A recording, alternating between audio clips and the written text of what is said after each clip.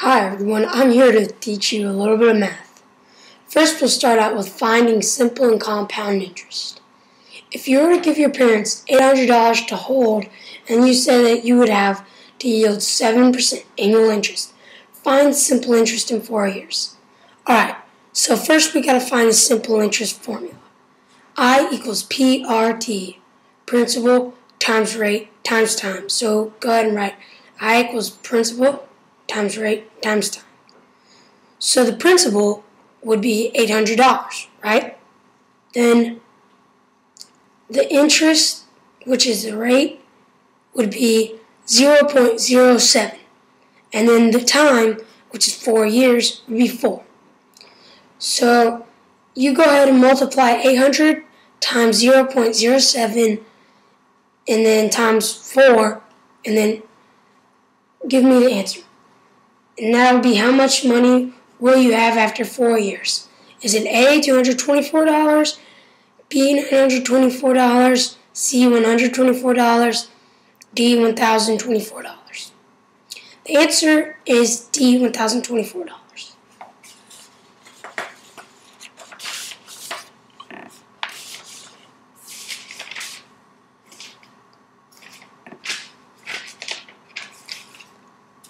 Now I'm here to help you with a little bit solving two-step inequalities math. Remember, an inequality is a set of numbers rather than a single number. Example 1. Solve 1.4x minus 7 equals or less than 5 equals 7. And then 4x over 4 less than equals 12 over 4. What would that equal? X equals less than over 3. Or x equals less than 3. Example 2. Add 3 to each side, then simplify. Divide each side by 2. Simplify.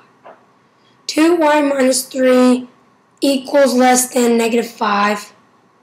2y minus 3 plus 3 equals less than negative 5 plus 3. 2y equals less than negative 2.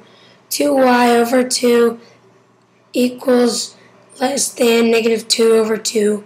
Y equals less than negative 1. Your answer is 2y over 2 equals or less than negative 2 over 2, y equals less than negative 1. Okay? Simple enough.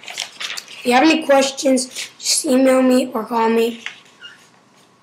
Okay.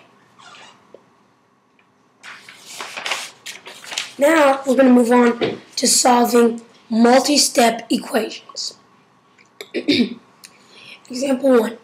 Jacob has $240 in his savings account and plans to buy a laptop when he has $600. If he saves $36 per week, how long will it be before he can get his laptop? Alright, first you got to say he has $240 in his savings account. His laptop costs $600. He's saving at a rate of $36 a week, so you do 240 plus 36x equals 600. So then you do 240 minus 240, and then 600 minus 240. That would equal 36 over x 36 equals 360 over 36. If you simplify that, that is 10. So it will cost him how many weeks? 10 weeks of saving at a rate of $36 a week. Then he can buy his laptop.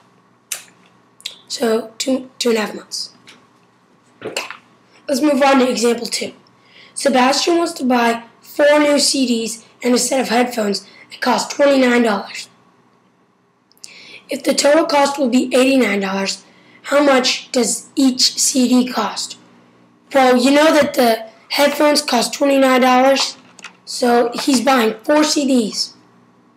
So that equals 4x plus 29 equals 89. So first you subtract 29 from each side, so 20 minus 29 equals 0.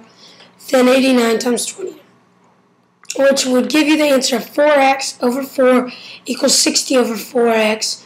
And you simplify that, x equals 15. So the CDs each cost $15.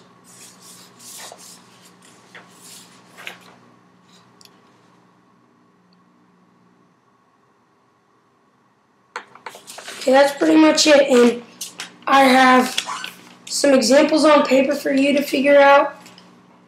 And